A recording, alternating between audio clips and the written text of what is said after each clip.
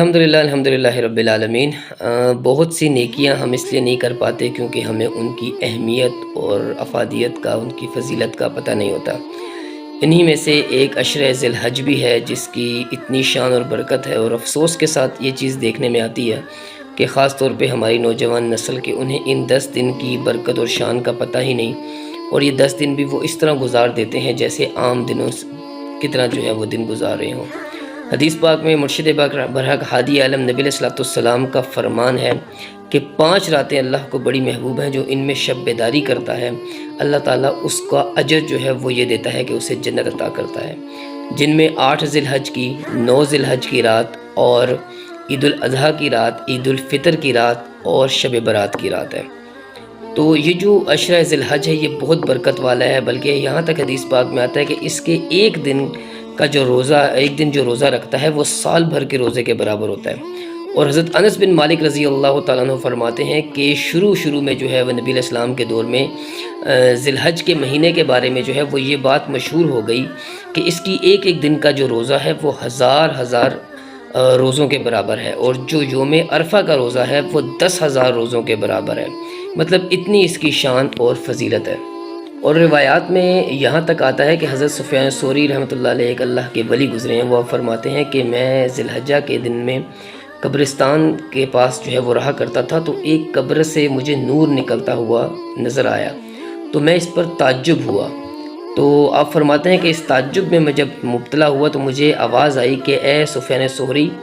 ذی الحجہ کے روزوں کو اپنے اوپر لازم کر لو، پھر تمہیں بھی قبر میں یہ نور دکھائی دے گا۔ تو یہ جو واقعات ہیں یہ ان چیز کی نمائندگی کرتے ہیں کہ جو حدیث میں نبی علیہ الصلوۃ والسلام نے ارشاد فرمایا ہے کہ ان 10 دنوں کی جو ہے وہ بڑی برکت ہے، بڑی شان ہے، اور ان کے ایک دن کا جو روزہ ہے وہ سال بھر کے روزوں کے برابر ہے۔ تو اس سے پتہ یہ لگتا ہے کہ اس مہینے کو جو ہے وہ اللہ تعالیٰ نے بہت عزت سے، اکرام سے نوازا ہے، اور کیونکہ اس میں حاجی حج بھی ادا کر رہے ہوتے ہیں تو اس وجہ سے بھی اس کی شان اور برکت جو ہے وہ اور زیادہ بڑھ جاتی ہے۔ تو اس کے اندر جتنا ہو سکے کثرت سے جو ہے وہ عبادت کریں، نیکی کے کام کریں، خیر کے کام کریں، اور یہ اللہ کی طرف سے اپنے بندے پہ ایک رحمت ہوتی ہے کہ اس طرح کے جو ایام، اس طرح کے دن یا اس طرح کے جو موقع انسان کو مل جاتے ہیں، یہ اللہ کی طرف سے اپنے بندے پر رحمت اور فضل ہوتا ہے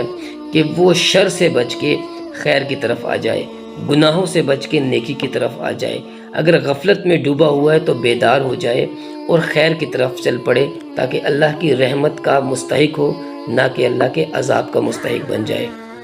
اور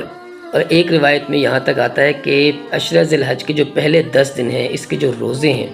جو اس میں روزے رکھتا ہے تو اس کی عبادت ایسے جیسے شب قدر کی وہ عبادت کرتا ہے، ایسی ان راتوں کی جو ہے وہ عبادت ہے۔ اور حضرت اماں حفصہ جو ہے وہ فرماتی ہیں کہ نبی علیہ السلام نے 4 چیزوں کو اپنی زندگی میں کبھی ترک ہی نہیں کیا، جس کے اندر عشرہ ذی الحج کے روزے ہیں، عاشورہ کا روزہ ہے، اور ایام بیس کے ہر مہینے کے جو 3 روزے ہیں وہ ہیں، اور اس کے علاوہ جو فجر کی سنتیں ہیں یہ نبی علیہ السلام نے کبھی ترک ہی نہیں کی۔ تو اس کے بارے میں اگر ہم پڑھنا چاہیں تو مزید بھی پڑھ سکتے ہیں، لیکن بات صرف بتانے کے مقصد یہ ہے آپ تک پہنچانے کا کہ یہ جو 10 دن جو دن گزر گئے وہ گزر گئے، جو آگے دن ہیں ان کو ضائع نہ کریں، ان میں کثرت سے جو ہے وہ ذکر کریں، استغفار کریں، اور لا الہ کی تسبیح پڑھیں، اللہ اکبر کی، الحمدللہ کی تسبیح پڑھیں، یا تکبیر جو ہے وہ پوری جو ہے وہ پڑھیں، اور اپنے لیے، اپنی آل اولاد کے لیے دعا کریں۔ اللہ پاک ہم پہ اپنا فضل فرمائے۔